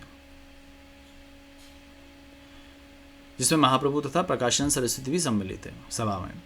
इस सभा में दोनों विद्वान महाप्रभु तथा प्रकाशानंद सरस्वती के बीच संकीर्तन आंदोलन के आध्यात्मिक महत्व पर लंबा शास्त्रा चला, जिसका सारांश नीचे दिया जा रहा है। सारांश है, ठीक है। महान मायावादी सन्यासी प्रकाशानंद ने महाप्रभु से पूछा कि आप वेदांत सूत्र के अध्ययन की अपेक्षा संकीर्तन आंदोलन को प्राथमिकता क्यों देते हैं। प्रकाशानंद ने कहा कि सन्यासी का धर्म वेदांत सूत्र का अध्ययन करना है, तो फिर भगवान संकीर्तन में क्यों लगे हुए हैं। ऐसा पूछे जाने पर महाप्रभु ने इसका उत्तर अत्यंत विनीत भाव से दिया। वेदांत का अध्ययन करने के बल में संकीर्तन आंदोलन में इसलिए लगा हूँ क्योंकि मैं महामूर्ख हूँ। इस प्रकार महाप्रभु ने अपने आप को इस युग के उन असंख्य मूर्खों में से एक बताया जो वेदांत दर्शन का अध्ययन कर सकने में सर्वथा असक्षम है। मूर्ख द्वारा वेदांत के अध्ययन से समाज में इतनी अफरा तफरी मची हुई है। महाप्रभु ने आगे कहा, चूंकि मैं महामूर्ख हूँ अतः मेरे गुरु ने मुझे मना किया है कि इसकी मैं वेदांत दर्शन के साथ खिलवाड़ ना करूँ। उन्होंने कहा कि तृण अच्छा ये होगा कि मैं भगवान के पवित्र नाम का कीर्तन करूं, क्योंकि इससे मैं भवबंधन से मुक्त हो सकूंगा। हरि बोल।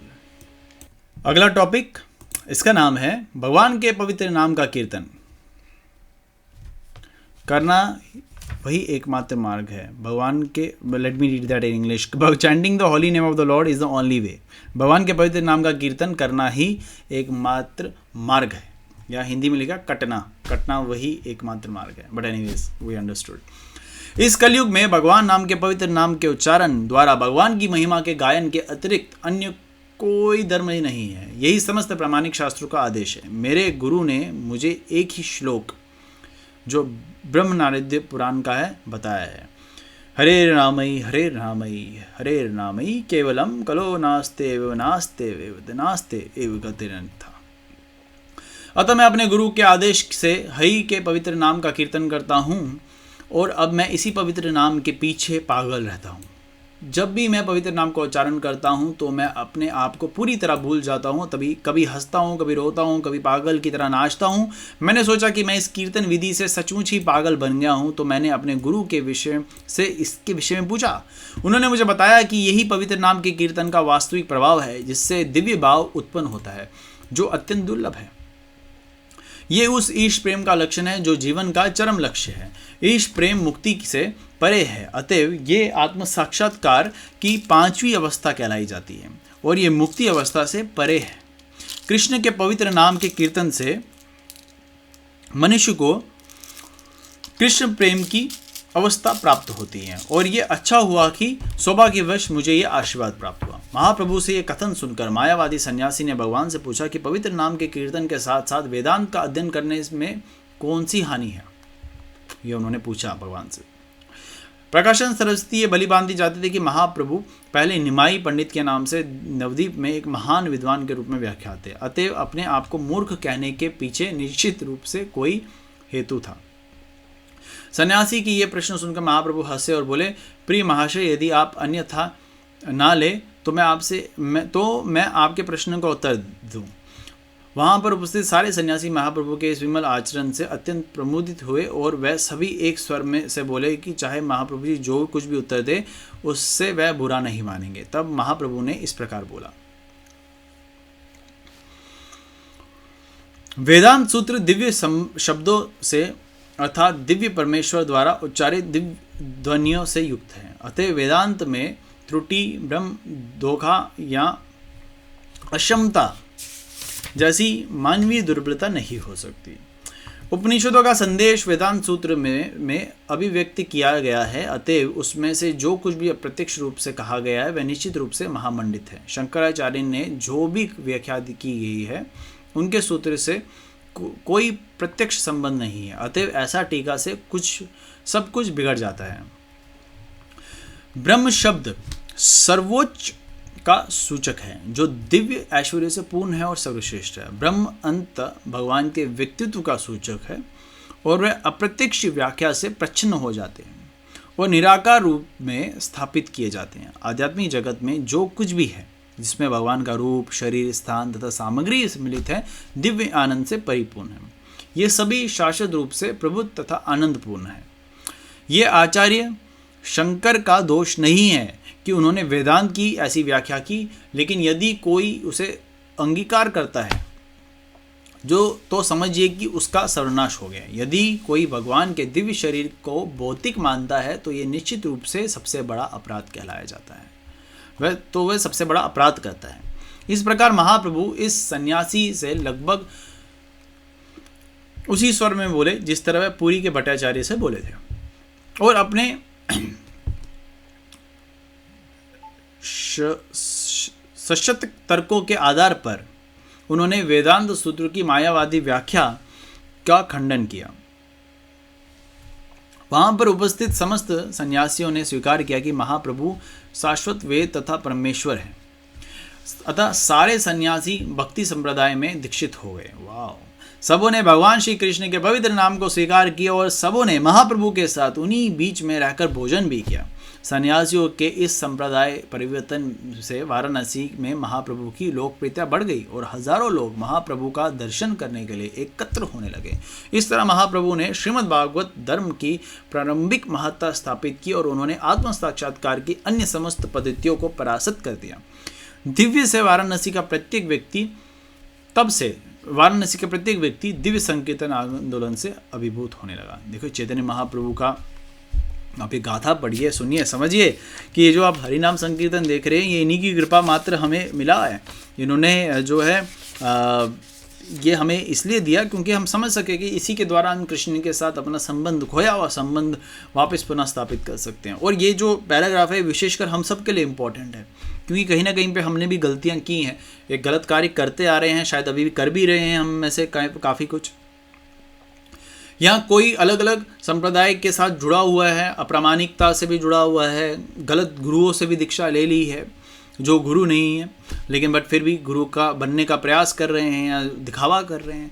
तो वहाँ पे ये देखने को मिलता है इवन मायावाद संप्रदाय, भगवान शिव के उस संप्रदाय शंकराचार्य संप्रदाय से भी जो लोग जुड़े थे उन्होंने भी वापस क्या कर दिया, अपना परिवर्तन कर दिया, अपने आप को इस हरिनाम संकीर्तन आंदोलन में महाप्रभु के साथ खुद को जोड़ दिया और दीक्षा ग्रहण की। तो ये कोई गलत बात नहीं है। If you are connected to some wrong you can say संप्रदाय, तो आप अगर सही तरीके से संप्रदाय के साथ जुड़ रहे हैं तो गलत बात नहीं है भगवान के साथ जुड़ना, तो ये किया जा सकता है। इसमें और भी एग्जाम्पल्स हैं, but anyways let us come to the next chapter.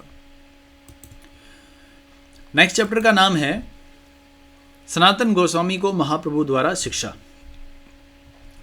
जब महाप्रभु वाराणसी में अपना डेरा डाले हुए थे तब सनातन गोस्वामी भी अपने पद से अवकाश ग्रहण करके वहां आ गए। वह नवाब हुसैन शाह के शासन के अंतर्गत बंगाल सरकार के भूतपूर्व मंत्री थे। भूतपूर्व, what does that mean? He was formerly one of the state minister in the government of Bengal under the regime of Nawab Hussain Shah. Okay, he was a minister. एक I guess Sanatan Goswami home minister थे and some other was मतलब एक state ministry थी इनके पास जो थी, एक prominent post पे थे। चूँकि नवाब उन्हें अवकाश नहीं देना चाहते थे अतएव उन्होंने वहाँ से छूट कर आने में कुछ कठिनाई हुई, मतलब उनको नहीं दे रहे थे, ऑफ नहीं दे रहे थे, मतलब उनकी सेवा से जो उनकी सर्विस थी, नौकरी थी। तो भी वे वाराणसी आए और भगवान ने उन्हें भक्ति के सिद्धांतों की शिक्षा दी। उन्होंने उन्हें इन बातों की शिक्षा दी कि जीव की स्वरूप स्थिति भौतिक दिशाओं में उसके बंधन के कारण है, भगवान से उसके सनातन संबंध, पूर्ण पुरुषोत्तम भगवान की दिव्य स्थिति, विभिन्न पूर्णांश अवतारों में उनका विस्तार, ब्रह्मांड के विभिन्न भागों पर उनका नियंत्रण, उनके दिव्य धाम की प्रकृति, भक्ति कार्य, उनके विकास की विभिन्न अवस्थाएं, आध्यात्मिक पूर्णता प्राप्त करने की क्रमिक अवस्थाओं के विधि विधान, विभिन्न युगों में अभिन्न अवतारों के लक्षण तथा शास्त्र के अनुसार उनकी पहचान करना इत्यादि। श्री चैतन्य चरितामृत में सनातन गोस्वामी को महाप्रभु द्वारा दिए गए उपदेशों में संबंधित एक पूरा बृहद अध्याय है। उन समस्त उपदेशों की विशाद व्याख्या के लिए पूरी पुस्तक लिखनी पड़ेगी। इनका विस्तृत वर्णन हमारी पुस्तक भगवान श्री चैतन्य महाप्रभु का शिक्षा अमृत में दिया हुआ है। अगले टॉपिक का नाम है महाप्रभु की मथुरा तथा वृंदावन की यात्रा।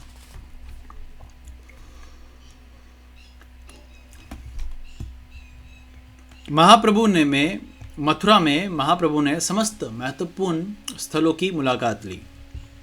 फिर वे वृंदावन पहुंचे। भगवान चैतन्य उच्च ब्राह्मण परिवार में जन्मे थे और इसके अलावा सन्यासी होने के कारण वे समस्त वर्षों तथा आश्रमों के गुरु थे, लेकिन वे समस्त जाति के वैष्णव से भोजन ग्रहण करते थे। मथुरा में सोनाडिया ब्राह्मण समाज में निम्न स्तर पर ब्राह्मण समाज में निम्न स्तर पर माने जाते हैं। लेकिन महाप्रभु ने ऐसे ब्राह्मण परिवार में भी भोजन स्वीकार किया क्योंकि वह अस्थायी संयोगवश माधवेंद्र पुरी के वंश में का शिष्य भी था। ओके, सनोद्य ब्राह्मण लोअर स्टेटस ऑफ सोसाइटी में माने जाते थे। बट एनीवेज, वृंदावन में महाप्रभु ने 24 महत्वपूर्ण स्थानों एवं घटनाओं में स्नान किया। उन्होंने 12 महत्वपूर्ण वनों की यात्रा की। इन वनों की सारी गायों तथा पक्षियों ने उनका स्वागत किया मानो वह अनेक अत्यंत पुराने मित्र हो। महाप्रभु उन वनों के सारे वृक्षों का आलिंगन भी करते जाते थे और ऐसा करते हुए उन्हें उनमें दिव्य आनंद के लक्षण प्रकट हो जाते थे। कभी वे मूर्छित हो जाते थे किंतु कृष्ण के पवित्र नाम का कीर्तन करके उन्हें पुनः चेत आ जाता था। वृंदावन के वन के भीतर यात्रा के समय उनके शरीर में जो लक्षण दृष्टिगोचर हो रहा था वह अद्वित था, अवर्णनीय था और हमें केवल उनकी रूपरेखा ही दी है। मतलब ये साइनोपिसिस, मतलब it is not something which we can explain with words. Mahaprabhu ने वृंदावन के जिन महत्वपूर्ण स्थलों का दर्शन किया उनमें से कुछ थे कामिवन, अधीश्वर, पावन सरोवर, खदीरावन, शेषाश्य, खेल तीर्थ, बंदीरवन, भद्रवन, श्रीवन, लोहवन, लहुवन, महावन, गोकुल, कलियहरदा, द्वादश आदित्य, केशी तीर्थ इत्यादि। जब उन्होंने इस स्थान को देखा जहाँ रास नृत्य हुआ था तो वह तुरंत समाधि हो गए। जब तक वह वृंदावन में रहे उन्हें अक्रूर घाट को अपना निवास स्थान बनाए रखा। अक्रूर घाट। अच्छा, नेक्स्ट टॉपिक, महाप्रभु प्रयाग जाते हैं। महाप्रभु के निजी सेवक कृष्णदास विप्र ने उन्हें वृंदावन में से माघ मेला के अवसर पर स्नान करने के लिए प्रयाग जाने के लिए प्रेरित किया। महाप्रभु ने यह प्रस्ताव मान लिया और वह प्रयाग के लिए रवाना हो गए। रास्ते में उन्होंने कुछ पठान मिले जिनमें से एक विद्वान मौलाना थे। महाप्रभु की इस मौलाना तथा उनके साथियों से कुछ बात हुई तो उन्होंने मौलाना को विश्वास दिलाया कि कुरान में भी भागवत धर्म तथा कृष्ण का वर्णन है। फलस्वरूप सारे पठानों ने उनके भक्ति संप्रदाय को स्वीकार कर लिया। तब वह प्रयाग आ गए तो शिल रूप गोस्वामी तथा उनके सबसे छोटे भाई उनसे बिंदु माधव मंदिर के निकट मिले।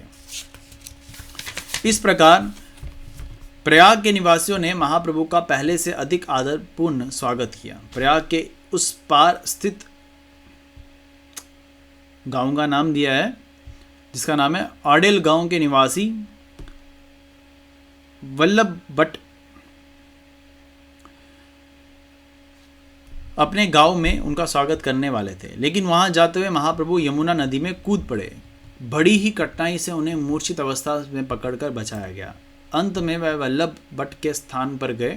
वल्लभ भट्ट महाप्रभु के मुख्य प्रशंसकों में से एक थे, लेकिन बाद में उन्होंने अपना दल बना लिया जिसका नाम वल्लभ संप्रदाय पड़ा। नेक्स्ट टॉपिक, महाप्रभु द्वारा रूप गोस्वामी को उपदेश। प्रयाग में दशाश्वमेध घाट पर महाप्रभु ने रूप गोस्वामी को लगातार 10 दिनों तक भगवान की भक्ति का ज्ञान दिया।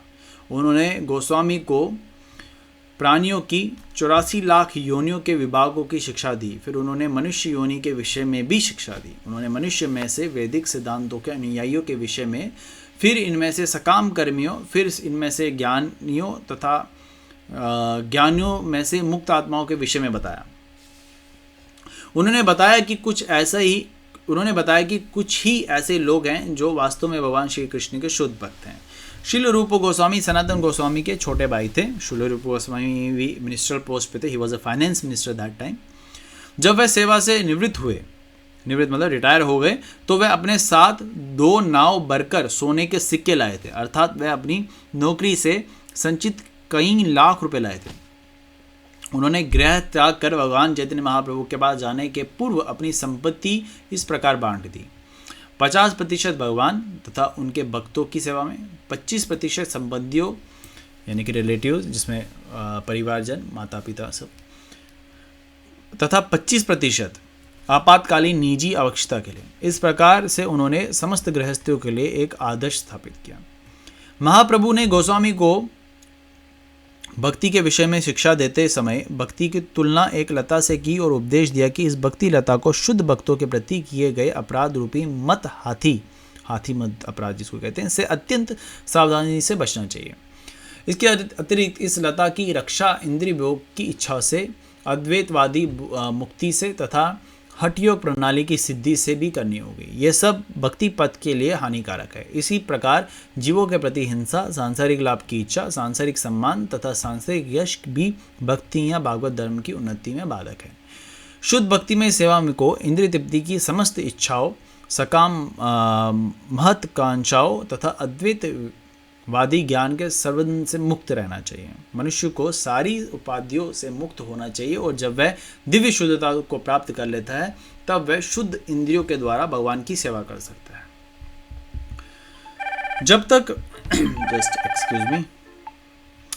जब तक इंद्रिय भोग की या परमेश्वर से एकाकार होने की योग शक्तियों को प्राप्त करने की इच्छा रहती है तब तक शुद्ध भक्तिमय सेवा की अवस्था प्राप्त करने का प्रश्न ही नहीं उठता। भक्ति दो प्रकार से संपन्न की जाती है। प्राथमिक अभ्यास द्वारा, ये इंपॉर्टेंट है, पढ़िएगा, ध्यान से सुनिएगा। प्राथमिक अभ्यास द्वारा तथा स्वयं सुफुता भाव से, मतलब इमोशन से, ठीक है, स्पॉन्टेनियस इमोशन से। जब कोई स्वतः स्फुरता भाव की दशा को प्राप्त कर लेता है तो वह आध्यात्मिक अनुराग, अनुभूति, प्रेम तथा भक्तिमय जीवन की एक ऐसी अनेक उच्चतर अवस्थाओं द्वारा आगे भी प्रगति कर सकता है जिनके लिए अंग्रेजी भाषा में शब्द ही नहीं है। हमने भक्ति के विज्ञान को श्रील रूप गोस्वामी कृत भक्ति रसामृत सिंधु के प्रमाण पर आधारित अपने ग्रंथ द नेक्टर ऑफ डिवोशन में बताने का प्रयास किया है। इस पुस्तक को भी हम कभी पढ़ने का प्रयास करेंगे, बहुत ही सुंदर पुस्तक है। दिव्य भक्ति में सेवा में आदान प्रदान की 5 अवस्थाएं होती हैं। ये it is something very confidential, Srila Prabhupada is letting us know. सुना भी होगा आपने, लेकिन repetition is very much required. just give me a second, some calls are coming. भौतिक संबंध से मुक्ति पाने के तुरंत बाद आत्म साक्षात्कार की अवस्था शांत अवस्था अर्थात तटस्थ अवस्था कहलाई जाती है। पहला शांत, दूसरा इसके पश्चात भगवान के आंतरिक ऐश्वर्यों के दिव्य ज्ञान के विकास होने पर भक्त दास्य अवस्था में रत होता है। दास्य अवस्था के आगे और विकास होने से भगवान के साथ आदर के साथ का मातृभाव उत्पन्न होता है, जिसके बाद मैत्री भाव सम्मान स्तर पर प्रकट होता है। ये दोनों अवस्थाएं सख्य अवस्था अर्थात सख्य मतलब मैत्री भाव में जाने वाली भक्तिमय सेवा कहलाती है। चौथा, इसके बाद वात्सल्य अवस्था आती है जिसमें भगवान के प्रति माता पिता के जैसे प्रेम भाव उपजता है। पांचवा, इसके बाद माधुर्य प्रेम की अवस्था आती है जिससे ईश्वर प्रेम की सर्वोच्च अवस्था कहते हैं। यद्यपि उपयुक्त अवस्थाओं की गुणवत्ता में कोई अंतर नहीं, ईश्वर के प्रति युगल प्रेम की इस अंतिम अवस्था माधुर्य अवस्था कहलाई जाती है। इस प्रकार उन्होंने रूप गोस्वामी को भक्ति विज्ञान की शिक्षा दी और उन्होंने भगवान की दिव्य लीलाओं से संबंधित वृंदावन के लुप्त स्थलों की खुदाई करने का कार्यभार सौंपा। तत्पश्चात महाप्रभु वाराणसी लौट गए और वहां सन्यासियों का उद्धार किया और रूप गोस्वामी के बड़े भाई को भी शिक्षा दी। इसकी चर्चा पहले हो चुकी है। हरे कृष्ण। अगला टॉपिक और आखिरी टॉपिक, महाप्रभु का शिक्षा अष्टकम। महाप्रभु लिखित रूप में अपने आदेशों के केवल 8 श्लोक ही छोड़ गए जो शिक्षा अष्टकम नाम से जाने जाते हैं। उनके दिव्य संप्रदाय का अन्य साहित्य उनके प्रधान अनुयायी वृंदावन के 6 गोस्वामी तथा उनके अनुयायी द्वारा लिखा गया है। चैतन्य दर्शन का संप्रदाय अन्य किसी संप्रदाय से अधिक समृद्ध है और उसे आज का जीवित धर्म माना जाता है, जिसमें विश्व धर्म के रूप में फैलने की शक्ति है। हमें प्रसन्नता है कि भक्ति सिद्धांत सरस्वती गोस्वामी महाराज तथा उनके शिष्य जैसे कतिपय उत्साही साधुओं ने इस कार्य को अपने हाथ में लिया है। हम उस दिन की उत्साहपूर्वक प्रतीक्षा में हैं जब भगवान श्री चैतन्य महाप्रभु द्वारा प्रवर्तित भगवत धर्म या धर्म प्रेम धर्म के आनंददायक दिन आएंगे। हरि हरि बोल। महाप्रभु द्वारा लिखित 8 श्लोक के अर्थ इस प्रकार से। पहला, श्री कृष्ण संकीर्तन की परम विजय हो। आप ये शिक्षाष्टकम यूट्यूब पर सर्च कर सकते हैं, उसको सुन सकते हैं अगर कभी नहीं सुना है। अगर सुना है तो बहुत अच्छी बात है, उसके अनुवाद का ही अभी हम वर्णन कर रहे हैं। श्री कृष्ण संकीर्तन की परम विजय हो, जो वर्षों से हृदय में संचित धूल का मार्जन करने वाले तथा बारंबार जन्म मृत्यु रूप महादुग्नि को बुझाने वाले हैं। ये संकीर्तन आंदोलन सारी मानवता के लिए परम वरदान है, क्योंकि ये मंगल रूपी चंद्रिका का वितरण करता है। ये समस्त दिव्य ज्ञान रूपी विद्या का जीवन है। ये दिव्य आनंद के सागर की वृद्धि करने वाला है और जिसके लिए हम सदैव आतुर रहते हैं, उस अमृत का पूर्ण रूप से आस्वादन करने में हमें समर्थ बनाता है। हे भगवान, एकमात्र आपका पवित्र नाम ही जीवों का सब प्रकार से कल्याण करने वाला है और इस प्रकार आप कृष्ण, दूसरा पैराग्राफ की बात कर रहा हूँ। हे भगवान, आपका पवित्र नाम ही जीवों का सब प्रकार से कल्याण करने वाला है और इस प्रकार आपका कृष्ण, गोविंद जैसे हजारों और लाखों नाम है। आपके इन दिव्य नामों में अपनी समस्त दिव्य शक्ति भर दी है। इन नामों का उच्चारण करने के लिए कोई निश्चित और कठोर नियम भी नहीं है। हे प्रभु, आपने अपनी कृपा के कारण अपने पवित्र नामों को कीर्तन द्वारा हमें अत्यंत सरलता से आपको प्राप्त करने में समर्थ बना दिया है, किंतु मैं इतना अभागा हूँ कि आपके इन नामों में मुझे थोड़ा भी अनुराग नहीं है। तीसरा, व्यक्ति को पवित्र हरि नाम का कीर्तन विनम्र भाव से स्वयं को मार्ग में पड़े हुए तृप्ण से भी अधिक नीच मानकर करना चाहिए। मनुष्य को वृक्ष से भी अधिक सहनशील होना चाहिए और मिथ्य मान की भावना से रहित होकर दूसरों को आदर देने में तत्पर रहना चाहिए। ऐसी मानसिक अवस्था में मनुष्य भगवान के पवित्र नामों का कीर्तन निरंतर कर सकता है। हे सर्व समर्थ जगदीश, मुझे धन एकत्र करने की कोई भी कामना नहीं है, ना ही मैं सुंदर स्त्री, अनुयायी अथवा सरलंकार कविता का ही इच्छुक हूँ। मुझे तो केवल जन्म जन्मांतरों में आपकी अहेतुकी भक्ति ही चाहिए। हे नंद तनुज कृष्ण, मैं तो आपके सनातन सेवक हूँ, किंतु किसी न किसी कारण से मैं जन्म मृत्यु सागर में गिरा पड़ा हूँ। कृपया इस भवसागर से मेरा उद्धार करके मुझे अपने चरण कमलों की धूलि का एक कण बना लीजिए। हे प्रभु, आपके पवित्र नामों का कीर्तन करते हुए कब मेरे नेत्र अवतरित प्रेम अश्रु की धारा से विभूषित होंगे। कब आपके नाम उच्चारण करने मात्र से मेरा कंठ गदगद वाणी से रुद्ध हो जाएगा और कब मेरा शरीर रोमांचित हो उठेगा। हे गोविंद, आपके विरह में मुझे एक क्षण भर का समय 12 वर्षों से अधिक प्रतीत हो रहा है। नेत्रों से मूसलाधार वर्षा के समान निरंतर अश्रु प्रवाह हो रहा है और आपके विरह में मुझे सारे विश्व शून्य लग रहा है। एकमात्र श्री कृष्ण के अतिरिक्त अन्य कोई मेरा प्राणनाथ नहीं है और वह मेरे लिए यथारूप बने ही रहेंगे, चाहे वह मेरे गांड आलिंगन करके मुझे पैर के नीचे कुचल दे अथवा दर्शन ना देकर मेरा हृदय तोड़ दे। वह लंपट कुछ भी क्यों ना करे, वह तो सभी कुछ करने में पूर्ण स्वतंत्र है, क्योंकि बिना किसी शर्त के वह नित्य मेरे आराध्य प्राणेश्वर है। इस प्रकार से इस पुस्तक का हमने video plus audio recording cover किया। बहुत ही सुंदर पुस्तक और बहुत सरल पुस्तक।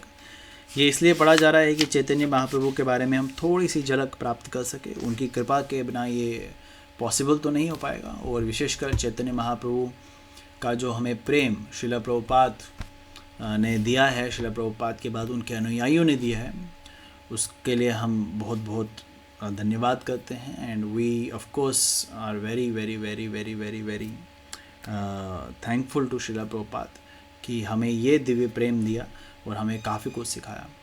तो आशा करता हूँ कि आपको अच्छा लगा होगा। आप कमेंट के माध्यम से अपना प्रेम, आशीर्वाद या कोई करेक्शंस हो, फीडबैक हो, वो आप दे सकते हैं। आप अगर चैनल को सब्सक्राइब नहीं किए हैं तो please do it, so that हम आपस में एक कनेक्ट रह सके। अदरवाइज़ अगर उससे बेटर रहेगा कि आप अगर हमारे व्हाट्सएप ग्रुप पे जुड़ सके, जो आप मेरे नंबर पे 9086787874 जो डिस्क्रिप्शन में भी दिया होगा, उधर व्हाट्सएप करके आप हमारे व्हाट्सएप ग्रुप में जुड़ सकते हैं और एक कनेक्शन फील कर सकते हैं। चाहे आप कहीं पे भी कहीं किसी भी देश में कहीं पे भी हो आप, तो एक कनेक्शन फील करके हम भक्तिमय जीवन में आगे बढ़ सकें। तो हम विराम देते हैं। आशा करता हूँ आपका गौर पूर्णिमा और आपका भक्तिमय जीवन अच्छा रहे और आगे ही बढ़े और दूसरों को भी आगे बढ़ाए। इसी के साथ आज का हम सेशन समाप्त करते हैं। बोल चैतन्य महाप्रभु की जय, बोल जगत गुरु श्रील प्रभुपाद की जय।